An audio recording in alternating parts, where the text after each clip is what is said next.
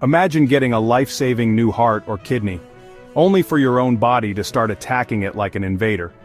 What if we could reprogram your immune system, not to fight harder, but to fight smarter? That's the promise of a new breakthrough in transplant medicine. Welcome back to Mind and Marvel, where science, survival, and the superhuman collide. Today, we're diving into a story that sits at the edge of medicine and genetic engineering, reprogramming immune cells to protect transplanted organs. Every year, over 50,000 organ transplants are performed in the United States alone. Each one can be the difference between life and death. But there's a catch.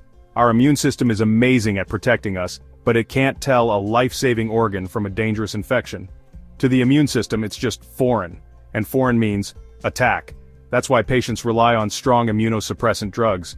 They're lifesavers but also double-edged swords, because while they prevent rejection, they leave patients vulnerable to infection and even cancer. So, the big question is, what if we could train the immune system to accept transplanted organs as friends, not foes? Quick thought experiment. Imagine you invite a new roommate into your home. Instead of introducing them, you just tell your old roommates to stay silent, not to complain, not to defend the fridge, even if burglars show up. That's immunosuppression. What if instead you could introduce your new roommate properly, so everyone knows they're on the same team? That's what this breakthrough is aiming for. Before we get into the new science, let's step back. Organ transplants weren't always possible. In fact, until the mid-20th century, they were considered almost impossible because of rejection. The first successful kidney transplant happened in 1954 between identical twins. Why did it work? Because their immune systems were nearly identical, no recognition of foreignness. But once doctors tried transplants between non-twins, rejection was immediate. That spurred decades of research into the immune system, leading to the discovery of HLA, human leukocyte antigens, the markers that help immune cells decide what belongs and what doesn't. By the 1980s, drugs like cyclosporin gave us a way to silence immune rejection. It was revolutionary. Suddenly, liver and heart transplants became viable. But the side effects? Lifelong immunosuppression. Infections, cancers, toxicities, it's always been a trade-off. Now, 70 years later, researchers are asking, instead of shutting the immune system down, can we teach it tolerance? Think about it. If your body is like a country, wouldn't it be better to give visas and passports to friendly visitors like transplanted organs rather than putting your entire border patrol on vacation?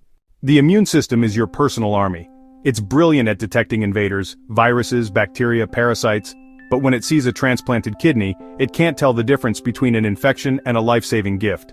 Doctors respond by giving immunosuppressants, essentially ordering your entire army to stand down. That keeps the new organ safe.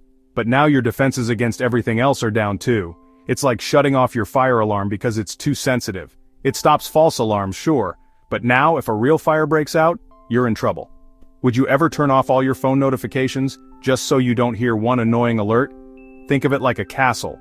When a new guest, the transplanted organ, arrives, the guards mistake them for a spy. Instead of teaching the guards who the new guest is, the king orders all guards to leave their posts. Now the guest is safe.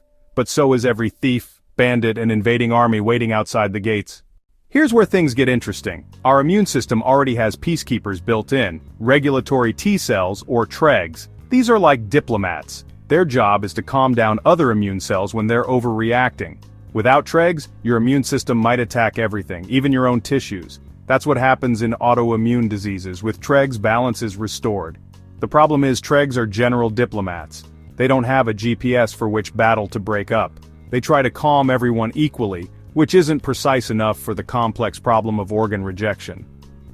Imagine if a diplomat walked into a chaotic market and just said, "Everyone, chill," instead of actually finding the specific vendors causing the shouting.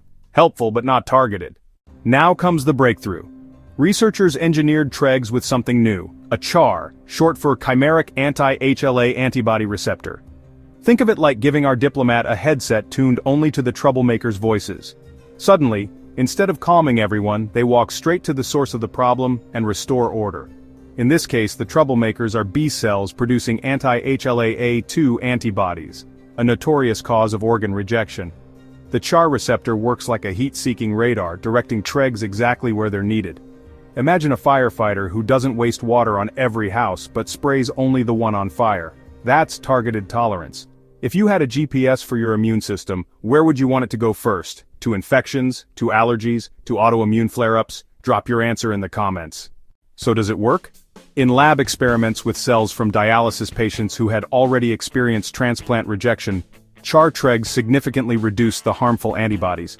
That's like silencing the enemy's loudspeakers while keeping your own communication system intact. The best part? The rest of the immune system stayed functional. That means no blanket suppression, no leaving the body defenseless, just precision peacekeeping. Think of it this way: if you could silence one specific noisy neighbor without calling the police on the whole neighborhood, wouldn't you?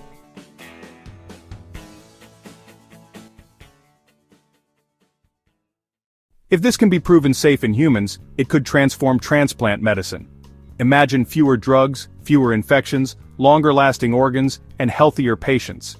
For people who are sensitized, meaning their bodies already carry anti-HLA antibodies and are at high risk for rejection, this could open the door to transplants they were previously denied. Of course, this is still in its early days. The science has passed lab tests, but not yet human trials. Scaling it up, ensuring safety, and making it affordable are huge challenges. Still, the concept, training cells instead of disabling them, is revolutionary.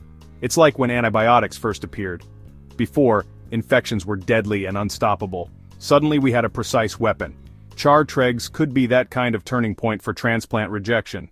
Science is teaching our immune system new tricks, and the possibilities go far beyond transplants. Could CHAR-style engineering help in autoimmune disease, allergies, even cancer? The future looks fascinating. If this episode sparked your imagination, smash that like button, share this video, and subscribe to Mind and Marvel, where science, survival, and the superhuman collide. And here's my challenge for you. If you had to give a superhero name to these stealth immune agents, what would it be? Drop your ideas in the comments, I'll be reading them. Until next time, stay curious and keep wondering.